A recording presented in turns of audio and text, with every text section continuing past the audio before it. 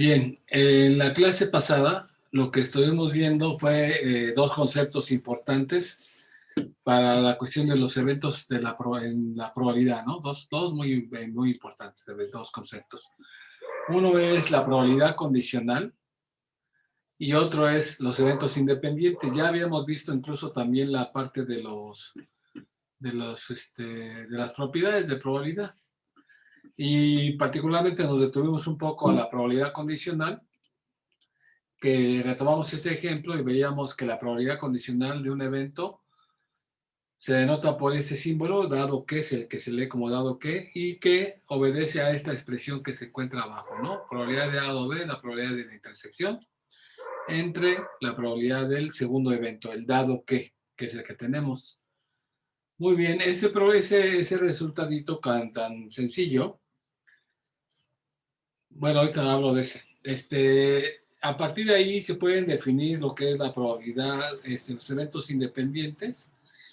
Se dice que dos eventos son independientes si la probabilidad condicional, el cálculo de la probabilidad condicional no afecta a la probabilidad del evento original, es decir, la probabilidad de A dado B es igual a la probabilidad de A y la probabilidad de B dado A es la probabilidad de B. Entonces, hay una propiedad que se deduce, a partir de esto ya no me voy a detener, que es la propiedad multiplicativa de los eventos. Aquí esa es la deducción que hicimos la vez pasada y despejando quedaba finalmente lo que me interesa es esta, el último resultado, que se lee, que eso es lo que hay que saber usar o aplicar, que dice así como que si dos eventos son independientes, entonces la probabilidad de intersección es la multiplicación. Pero sí, solo sí, son independientes. En caso de que no fueran independientes, la forma de calcular la probabilidad, la probabilidad de intersección, tenemos que poner la probabilidad condicional de A dado B, porque luego ya generalmente todo el mundo quiere multiplicar cuando hay eventos independientes, ya no se ponen a pensar si los eventos son independientes o no. Ese resultado se generalizaba para n eventos, de manera que la probabilidad de la intersección de n eventos es la multiplicación de todos los eventos, las probabilidades. Hicimos un ejemplo, creo que lo hicimos aquí casi en vivo, o sea, buscando, si contestamos al azar un examen de 5 preguntas de opción múltiple, y cada pregunta tiene 4 opciones, decimos cuál es la probabilidad de atinarle a las 5 preguntas, y ustedes ya me estuvieron diciendo que la probabilidad de atinarle a una pregunta, si contestamos al azar, es un cuarto, y entonces atinarle a las preguntas, a las 4, quiere decir que le atiné a E1, le atiné a E2, E3, y E4 y E5. Es decir, que suceden los 5 eventos simultáneamente, es decir, la intersección de los eventos.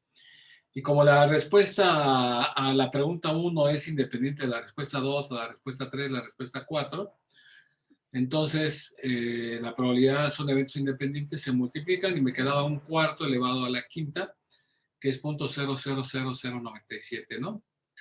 De la misma manera, si queremos sacar las 0 respuestas correctas, tendríamos que la probabilidad de no atinarle sería no atinarle al primero, no atinarle al segundo, no atinarle al tercero, a la cuarta y a la quinta.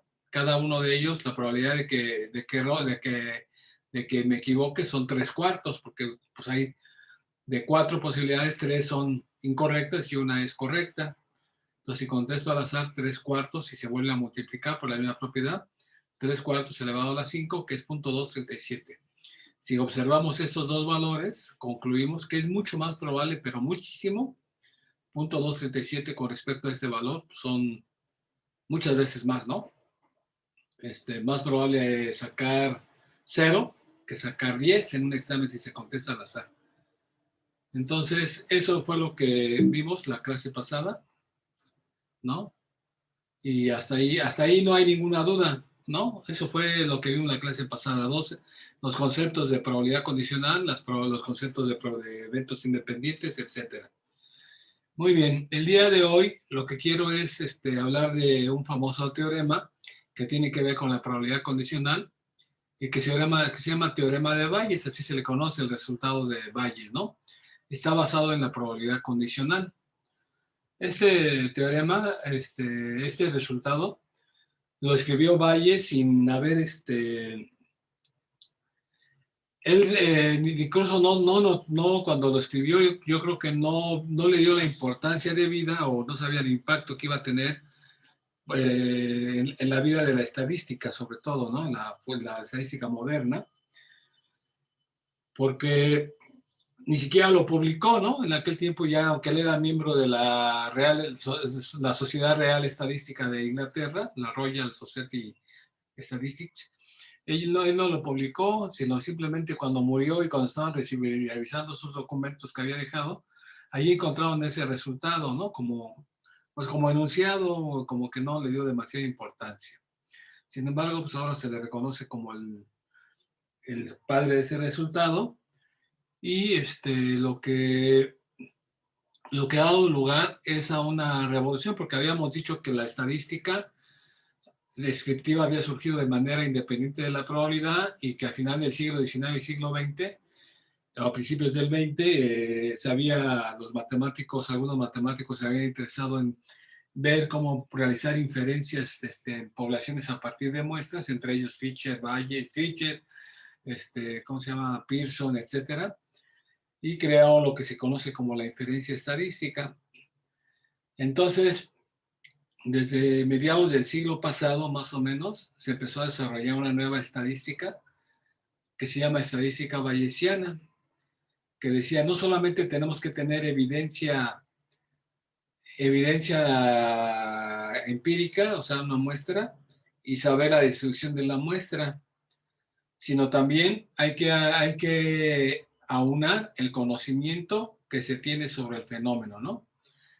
Querían hacer, y bueno, la idea que está ahí incluso tiene que ver con la cognición humana, porque finalmente cuando uno toma o hace aseveraciones, pues muchas veces en la mente humana sí lo hace a través de la percepción de evidencia empírica, pero también está influyendo mucho la subjetividad del individuo, ¿no? O sea, curiosamente, hablar de la subjetividad en matemáticas es como aparentemente contradictorio, como ustedes han visto ya en sus cursos, la gran discusión entre los paradigmas, el paradigma clásico cuantitativista, ¿no? El positivista, que habla de la objetividad en la investigación, etcétera, pero siempre se piensa y siempre se pone como ejemplo que la matemática y la estadística es lo que da la objetividad en las investigaciones. Yo creo que es una discusión que tiene pocas bases porque precisamente mucha de la matemática y mucho en particular de la estadística se basan también en costumbres y también en supuestos y también en cuestiones subjetivas, ¿no? De los individuos que la están haciendo.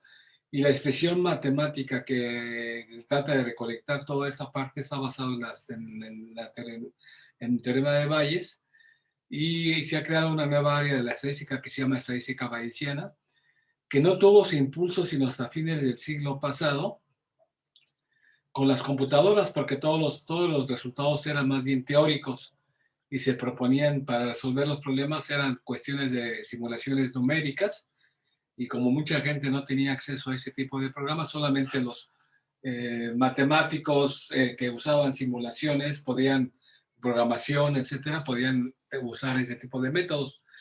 Pero ahora ya con el surgimiento de los programas estadísticos, incluso más con el R, que es también un buen apartado de métodos bayesianos, pero también con otros programas como el SPSS, que ya incorporó también un apartado de estadística bayesiana en sus últimas versiones, o el Stata, etcétera, pues cada vez hay más métodos bayesianos que se pueden implementar también. Bueno, pero vamos, eso es un poco de historia, y lo que quiero hacer más bien es la relación de qué es el teorema de Bayes, ¿no? Vamos a suponer que tenemos un omega, ya sabemos que el omega son todos los posibles resultados de un fenómeno aleatorio, y esos son los eventos que hay en el omega. Entonces, si se dan cuenta, este omega está dividido en el B1, B2, B3. Todos los eventos de este omega tienen la característica de que no se intersectan entre ellos, pero además tiene la característica de que si yo los uno, los junto, todos, exactamente todos, pues en la unión me da todo el omega.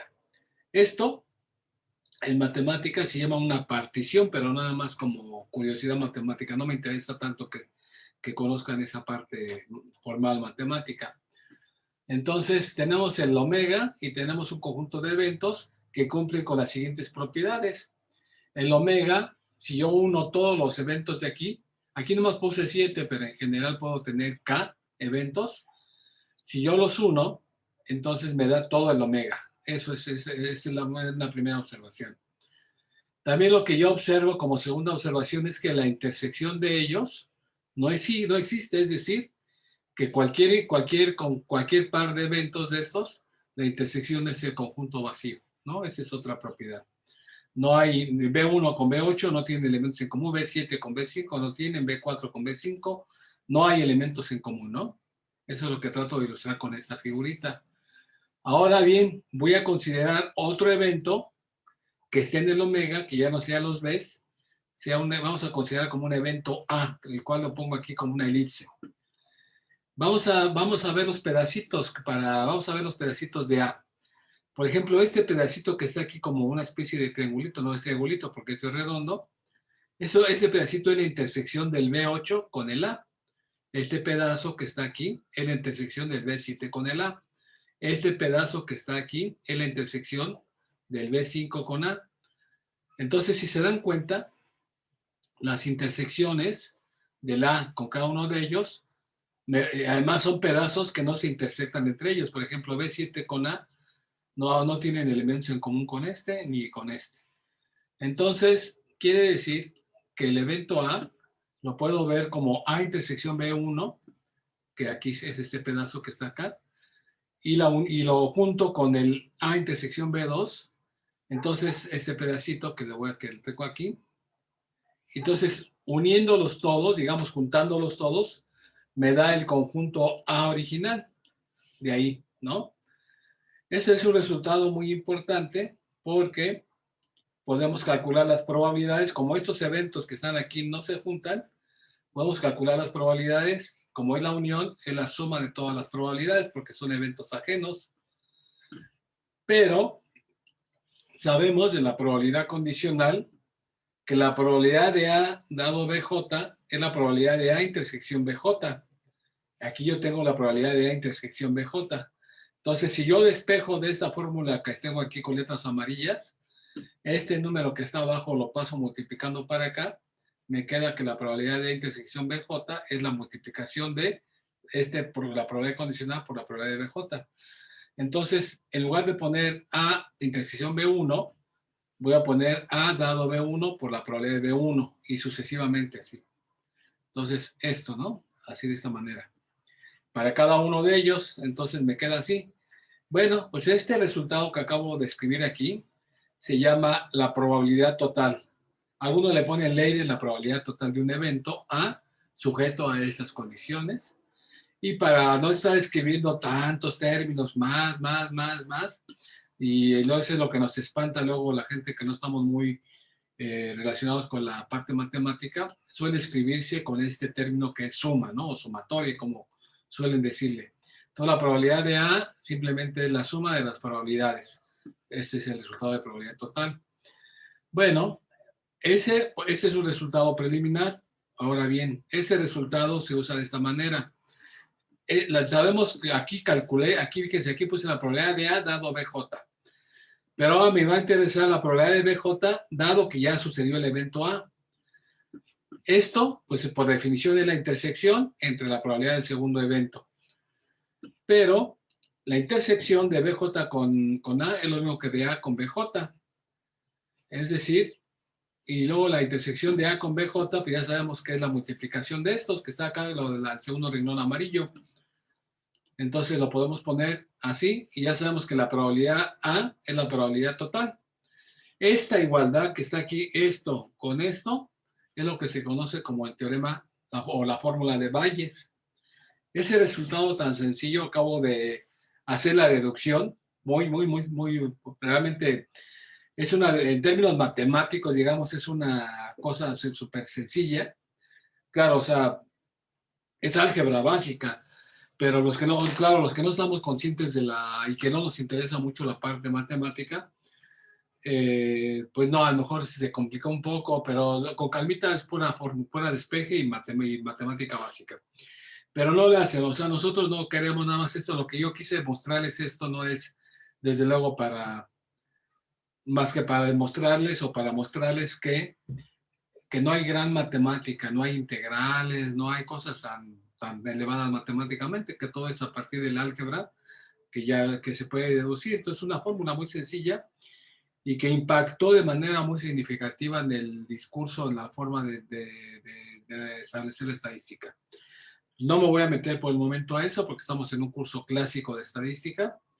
Tal vez en algún momento, si puedo, daremos algún ejemplo de estadística bayesiana, pero lo que voy a dar a continuación más bien son un par de ejemplos de lo que de la aplicación de esa fórmula de Bayes. Entonces voy a comenzar con un primer ejemplo que lo inventé, desde luego no, tal vez ni siquiera tiene interés, y más bien lo inventé casi por ustedes, ¿no? Aquí lo puse de nuevo la fórmula de Bayes y la de la probabilidad total, y el ejemplo dice así: supongamos que en la Cámara de Diputados se discute la ley del matrimonio igualitario, y en el cual existen 3 fracciones. En primer lugar, y se está discutiendo, así es que el primero encabezado por Morena, el PT, el Verde y el PES, los cuales, eso sí es cierto, tienen el 66.6% de los diputados. Cuando salían estos 4 partidos, Morena, PT, Verde y PES, pues por eso aprueban lo que les interesa aprobar, que no tienen tanto problema, lo aprueban. El segundo bloque de partidos está compuesto por el PAN, el PRD, Movimiento Ciudadano y los de sin partido, que hay como 3 nada más diputados que están sin partido. Todos los demás, pero generalmente estos partidos actúan de manera aliada y ellos representan el 23.8% de los diputados. Y el último bloque lo componen los diputados del PRI, que representan el 9.6%. Claro, aquí no todos los partidos que están en la primera opción van a votar por esto, porque algunos partidos, pues como el PES, etcétera, pues tienen ahí una carga ideológica, ustedes lo han sabido, lo han oído. Partido de Encuentro Social está conformado principalmente por grupos evangélicos religiosos, ¿no? Y en particular de cierto grupo, no lo sé, yo no soy experto en la sociología de las religiones, pero entonces algunas cuestiones no las pueden votar, incluso yo creo que ni siquiera las ponen a discusión, porque ahí sí a lo mejor ni siquiera pueden tener la mayoría. Incluso algunos diputados mismos de Morena, del PT, etcétera, ni siquiera están de acuerdo en ese tipo de aspectos, por eso están como que ese tipo de aspectos controversiales. Ustedes saben que también el mismo López Obrador no habla mucho de ello, pero bueno, yo no me meto mucho en política porque no soy experto tampoco en ese tipo de análisis, simplemente veo y escucho mi entorno y analizo un poco, pero no puedo, no puedo dar más allá de opiniones como estas. Y bueno, que en el caso del PAN bueno, sobre todo el PAN, pues ya sabemos la cuestión, pensamiento de derecha, que obviamente van a estar siempre en contra de este tipo de cuestiones. Y los diputados del PRI, pues algunos, ahí es una mezcolanza, también hay algunos que son más liberales que otros, etcétera, ¿no? Pero bueno, como este es un ejemplo ficticio, les dije, bueno, vamos a llamarle B1 al evento de que se elija un diputado que es de Morena o de los aliados, B2 al del PAN y B3 a los del PRI. Entonces, tengo 3, así como lo que tenía en la gráfica, en lugar de tener K, tengo nada más 3. Y sabemos que la probabilidad de seleccionar un diputado de Morena y aliados es 0.666, porque así están los porcentajes. La probabilidad de seleccionar un diputado del PAN y sus aliados es 0.238 y la probabilidad de seleccionar un diputado del PRI es 0.096.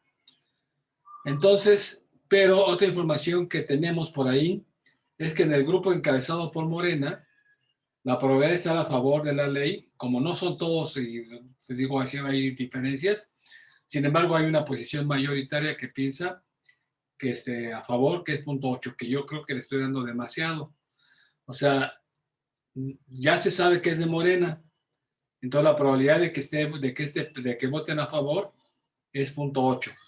Y de que del PAN, pues 0.2. Y del PRI, 0.4. Es decir, la probabilidad de que si el evento A es que estén a favor del matrimonio, de la ley de matrimonio igualitario, Entonces, la probabilidad de que esté a favor de dado que es de algún partido relacionado con Morena es 0.8. La probabilidad de que esté a favor con un partido y sea de un partido, dado que es un partido relacionado con el PAN y sus aliados, es de 0.2.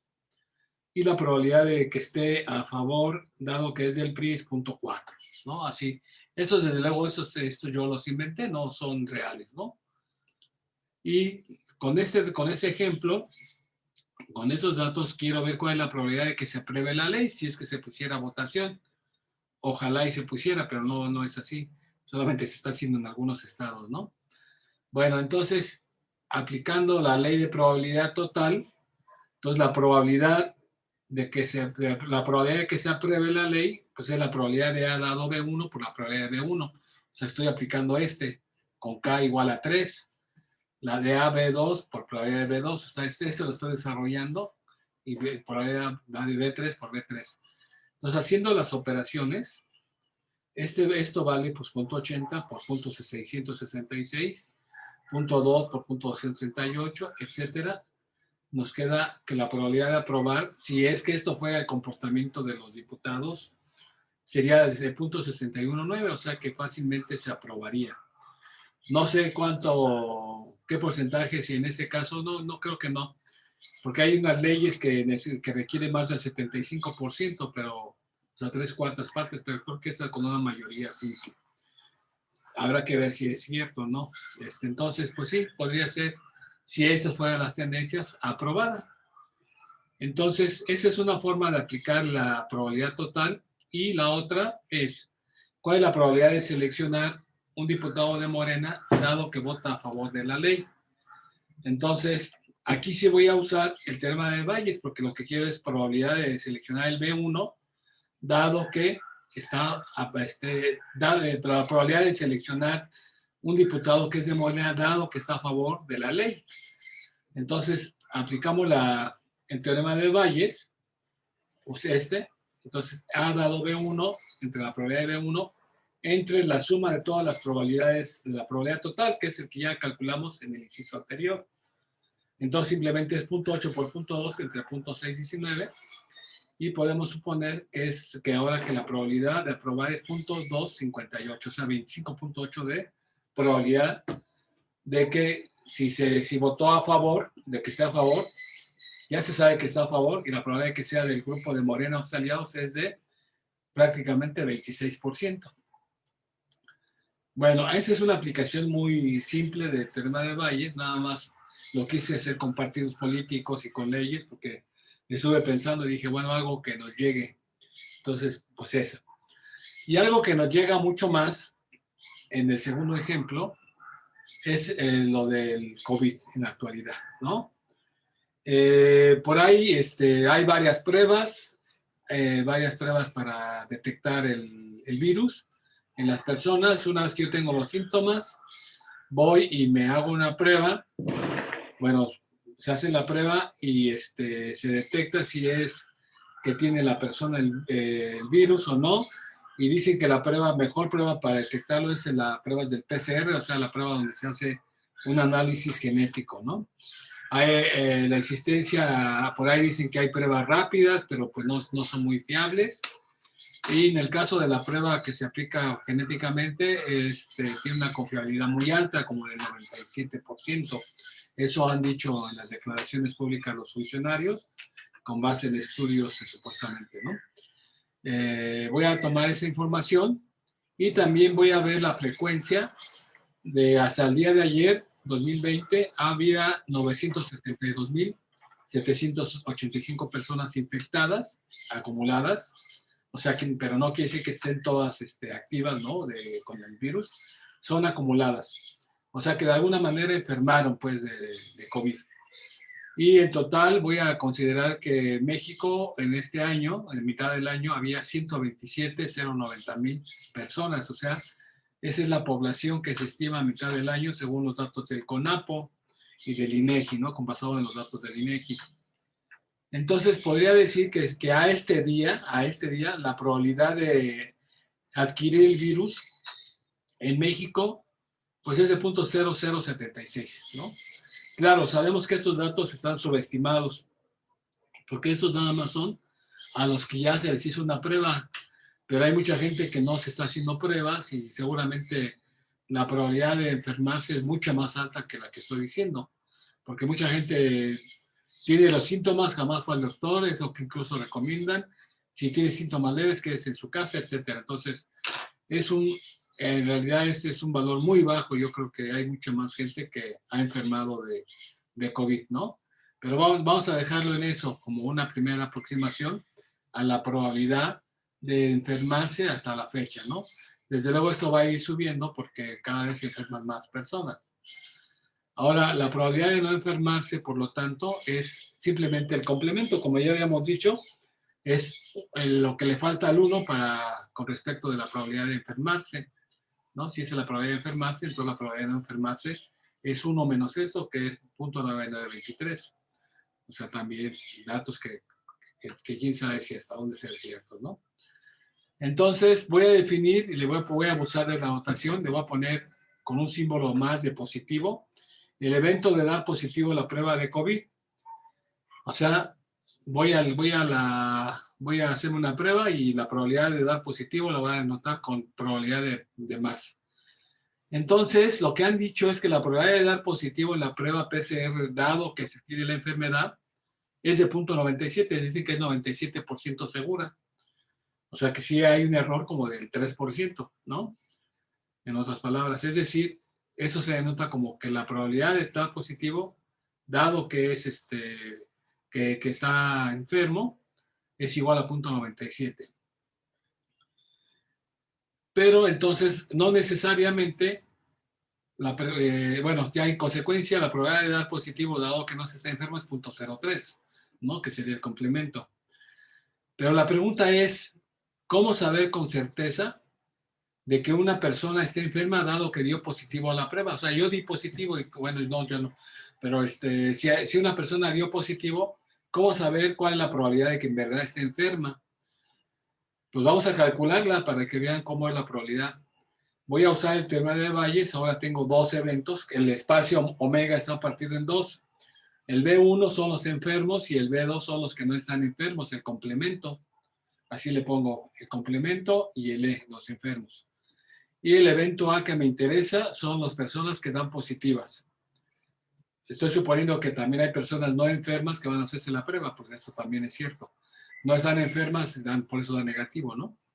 Entonces tenemos que me interesa la probabilidad de que la persona esté enferma, dado que dio positivo. Entonces, usando el teorema de Bayes, eso es la probabilidad de que dé positiva, dado que esté enferma, por la probabilidad de que esté enferma. Entre la probabilidad de que esté enferma, de la probabilidad de que dé positivo, dado que esté enferma, por la probabilidad de que esté enferma. La probabilidad de positiva, bueno, complemento. Aquí el problema fundamental de este problema es la probabilidad de enfermarse, que eso generalmente es desconocido y que yo de alguna manera le voy a poner este valor, 0.0076, porque no se sabe con exactitud cuál es la probabilidad de estar enfermo en la población mexicana, ¿no? Y nunca lo sabremos, pero lo voy a poner como un aproximado, la frecuencia con la cual apareció. Entonces, si hacemos estas operaciones, la probabilidad de que dé positivo dado que esté enfermo, eso es de 0.97. Por la probabilidad de enfermarse, que es el 0.0076, lo puse muy bajo, entre la probabilidad total, que es 0.97, es el mismo resultado que está arriba, más el del complemento. Del 0.97 le falta el 0.03 y del 0.0076 le falta el 0.9923. Si ustedes hacen esas operaciones, se van a sorprender porque uno piensa que las pruebas, como son tanta confiabilidad de 0.997, piensa que esa es la confianza del resultado de estar enfermo dado que dio positivo, pero vean el resultado, es 0.1985, ¿no? Es muy baja. O sea, la probabilidad de estar enfermo dado que di positivo realmente es muy baja. O sea, hacerse, aunque tenga la confiabilidad tan alta esas pruebas, ¿no? Entonces, ahí el teorema de Bayes nos indica que muchas veces no necesariamente tenemos que quedarnos con una sola prueba, porque puede ser engañoso. Entonces, yo digo, ay, pues es la probabilidad que esté enfermo, dio positivo, pero yo sigo con los síntomas. Lo más probable, lo mejor es hacerse una nueva prueba o ir de nuevo a ver qué está pasando, que hagan una segunda prueba en otro lugar de manera independiente. Y ahora, en lugar de otra vez este valor PE que nosotros obtuvimos de la probabilidad de estar enfermo de esta población, pues ya no, ahora lo que puedo hacer es usar el resultado anterior. Ese es el verdadero aprovechamiento del teorema de Bayes. Yo ya conozco esto, que es la probabilidad de estar enfermo con esa frecuencia tan baja en la población. Entonces, en lugar de poner PE, vamos a poner .1985. Ese valor, ¿no? De PE lo voy a sustituir por ese valor, .1985. Y ahora sí, cuando ya se hace una segunda prueba con ese valor de a priori, digamos, de la probabilidad de enfermo, el resultado sí es de .8890, ¿no? Y ya es mucho más confiable decir que la probabilidad de que una persona esté enferma, dado que se hizo la prueba por segunda vez, es de 88, casi 90%, lo cual es mucho más lógico, pero realmente lo que me dice Valles es que con una sola prueba es muy difícil. Claro que no es nada más hacer la prueba, sino también ver todos los síntomas en el caso de la salud, etcétera, ¿no? Pero bueno, entonces, esta es una aplicación muy usual en la parte de la epidemiología, en la cuestión de epidemiología en la salud, ¿no? Y este tipo de pruebas se están haciendo, ¿no? Para ver, incluso no solamente para ver si se da positivo o no, sino incluso para las pruebas de las vacunas y todo esto, pues ese tipo de resultados hoy anunciaron con bombos y platillos que como que ya hay una vacuna que se perfila para ser la que se va a aplicar a la población, que es la vacuna de Pfizer, curiosamente de las más importantes también de las farmacéuticas, y que tiene una confiabilidad muy alta, como del 90%. Habrá que ver a cuál confiabilidad se refieren. Pero aún así, no tiene sus tapabocas, decía en la mañana en el programa de Aristegui, el comentarista, no es para echar las campanas al vuelo, ni vayan a tirar sus cubrebocas, ¿no? Porque de aquí hasta que si llega a funcionar y se aplica a todo mundo, va a tardar un buen rato, ¿no? Entonces, bueno, eso ya nada más como comentario aparte. Y bueno, nada más voy a cerrar la clase de hoy, hasta aquí, con un pequeño video que habla también del resultado de Bayes y habla más o menos como del ejemplo que acabo yo de realizar con otro tipo de datos. Ese video no dura como 6 minutos nada más que lo voy a poner. Imagínate esto, te levantas una mañana y te sientes un poco enfermo. No tienes síntomas particulares, pero no estás del todo bien. Entonces vas al doctor y tampoco sabe qué te está pasando y te sugiere hacer una serie de exámenes. Después de una semana tienes los resultados y resulta que eres positivo para una enfermedad muy rara que solo afecta al 0.1% de la población. Es una enfermedad terrible y no quieres tenerla. Entonces le preguntas al doctor, ¿cuán certera es la probabilidad de tenerla? Y responde, bien, el examen identificará correctamente a un 99% de las personas que tienen la enfermedad e identificará incorrectamente al 1% que no la tiene. Eso suena bastante mal, es decir, ¿cuál es la probabilidad de que realmente tengas esta enfermedad? Creo que la mayoría diría 99%, porque esa es la certeza del examen. Pero eso no es del todo correcto. Necesitas el teorema de Bayes para tener algo de perspectiva. El teorema de Bayes puede darte la probabilidad de una hipótesis. Supongamos que en realidad tienes la enfermedad y es verdad por un evento dado, que fue el resultado positivo de esa enfermedad. Para calcular esto necesitas considerar la probabilidad a priori de que la hipótesis fuera verdad. Es decir, cuán probable pensaste que era tener la enfermedad antes de los resultados. Y lo multiplicas por la probabilidad del evento dado que dicha hipótesis sea verdad. Es decir, cuán probable es un resultado positivo si tuvieras la enfermedad y luego divides eso por la probabilidad total de que ocurra ese evento, que sería el resultado positivo. Este teorema es la combinación de la probabilidad de tener la enfermedad y que resultes positivo correctamente, sumada a la probabilidad de no tener la enfermedad y obtener un falso positivo. La probabilidad a priori de que la hipótesis sea verdad es la parte más difícil a resolver. Y a veces no es nada más que una suposición, pero en este caso sería razonable empezar por la frecuencia de la enfermedad en la población, es decir, 0.1%. Y si agregas el resto de los números, te darás cuenta de que tienes un 9% de probabilidad de tener la enfermedad luego de resultar positivo. Es increíblemente bajo si lo piensas. Bien, esto no es algo loco y mágico. Es realmente sentido común aplicado a las matemáticas. Piensa en una muestra de 1000 personas. Ahora, una persona entre esas 1000 tiene probabilidad de tener esta enfermedad y puede que el examen la haya identificado correctamente como poseedora de esta. Pero ¿qué sucede con las otras 999? El 1% o 10 personas obtendrán un falso positivo para la enfermedad. Entonces, si eres una de las personas a las cuales el examen le salió positivo y se elige a todos aleatoriamente, serías parte de un grupo de 11 personas en donde solo una tendrá la enfermedad. Entonces, la probabilidad real de tener la enfermedad es de 1 en 11, o sea, el 9%. ¿Tiene sentido? Cuando a Bayes se le ocurrió este teorema, no pensó que sería algo revolucionario. Él ni siquiera pensó que era digno de publicarse, ni lo llevó a la sociedad real de la cual era miembro. De hecho, fue descubierto entre sus papeles después de que murió y de haberlo abandonado por más de una década. Sus familiares le pidieron a su amigo Richard Price que revisara entre sus papeles y viera si había algo digno de publicar. Y ahí fue donde Price descubrió lo que ahora conocemos como los orígenes del teorema de Bayes. Bayes originalmente consideró hacer un experimento mental, donde él estaría con su espalda contra una mesa perfectamente plana y cuadrada, y le pediría a un asistente que arroje una bola en la mesa. Bien, esta bola podría avanzar y terminar en cualquier lado de la mesa, y él quería adivinar el lugar donde estaba. Así que le pidió a un asistente que tire otra bola y que le diga si aterrizó a la izquierda, a la derecha, por delante o por detrás de la primera bola.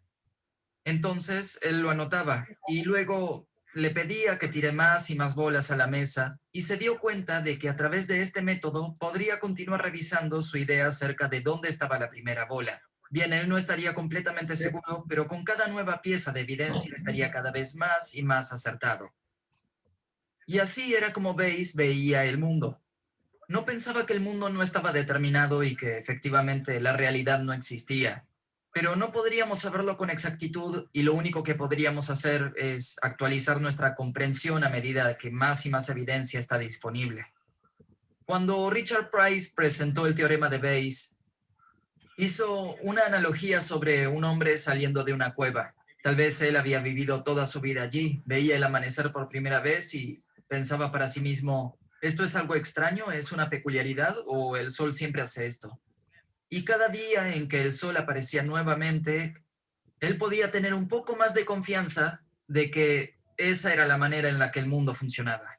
Entonces el teorema de Bayes no estaba pensado para usarse solo una vez, estaba pensado para utilizarse múltiples veces, obteniendo más evidencia y actualizando la probabilidad de que algo sea verdad. Entonces, si volvemos al primer ejemplo en donde resultaste positivo para una enfermedad, ¿qué sucedería si fueras a otro doctor, pidieras una segunda opinión y repitieras el examen, pero esta vez en un laboratorio diferente para estar seguros de que esos exámenes son independientes? Y digamos que ese examen vuelve a ser positivo. Ahora, ¿cuál es la probabilidad de que tengas la enfermedad? Bueno, utilizaremos la fórmula de Bayes nuevamente, excepto que esta vez, para tu probabilidad a priori de tener la enfermedad, debes poner la probabilidad a posteriori, o sea, la que obtuvimos antes, que era de 9%, porque ya has obtenido un examen positivo. Si tomas esos números, la nueva probabilidad total basada en 2 exámenes positivos es del 91%. Esa es la probabilidad de que realmente poseas la enfermedad, lo que tiene sentido. Es muy improbable obtener 2 resultados positivos de laboratorios diferentes que estén mal, pero incluso notarás que esa probabilidad no es tan alta como la certeza reportada en el examen.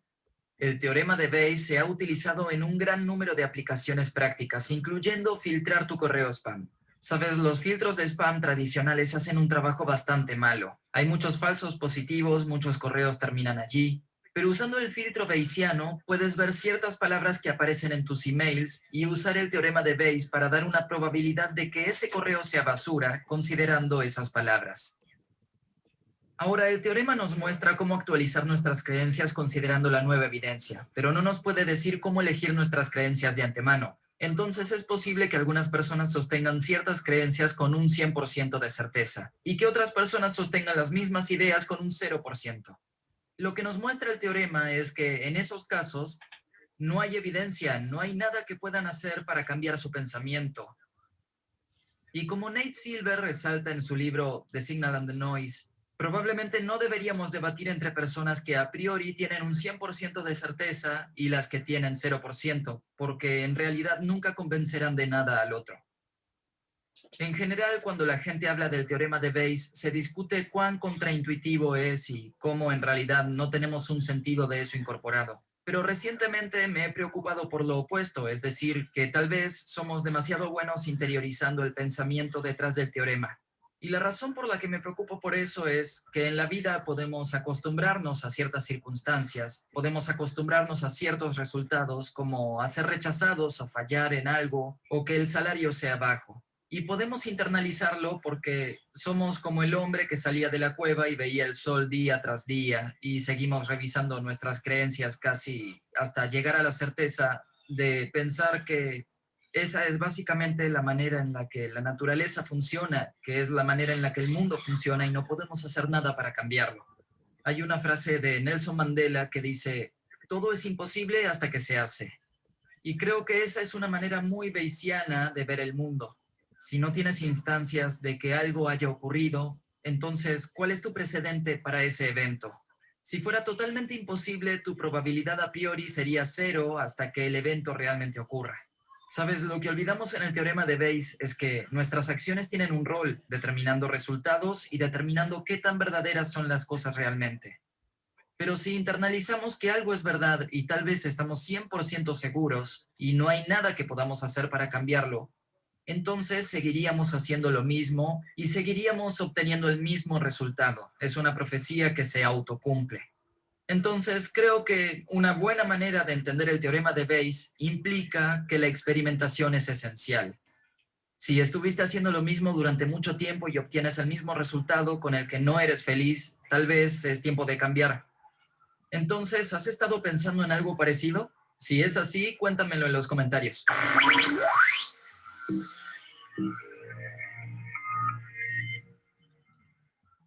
Bueno, ya hasta aquí en la clase de hoy. Parece también de superación personal el video al final, pero bueno.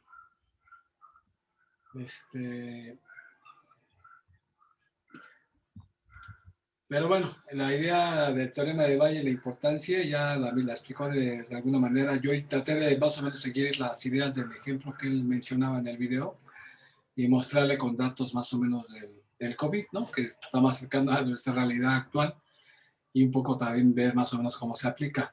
Tiene mucha aplicación epidemiológica, pero cada vez lo están utilizando también más en los modelos de ciencias sociales, etcétera, ¿no? Entonces, les digo, ha dado lugar a esta nueva forma de hacer estadística, que es estadística bayesiana. Bueno, hasta aquí voy a ver el material nada más hasta el día de hoy de probabilidad. No sé si tengan algún comentario, alguna sugerencia, vuelvan a ver con calmita el video, ya que le copies a lo que decís, sacar copia de las fórmulas. No vamos a, o todavía no sé, a lo mejor si les dejo unos ejercicios del teorema de Bayes, ¿no? ¿La verdad? Coreana les vamos a dejar para que le pongan atención, no sé. Pero bueno, vamos, lo que sigue ya es ver ahora lo que es una variable aleatoria, lo que es la esperanza, y vamos a ir hacia las funciones de probabilidad y vamos a meternos a los modelos como la distribución normal, como la distribución binomial, etcétera. Y ya yo creo que nada más la próxima semana vamos a seguir con la probabilidad para ya dar paso a la parte de estadística inferencial, ¿no? ¿Alguna pregunta, algún comentario hasta aquí? Porque ya casi estoy por terminar esto. Voy a dejar de grabar ya para que no se haga muy grande el video.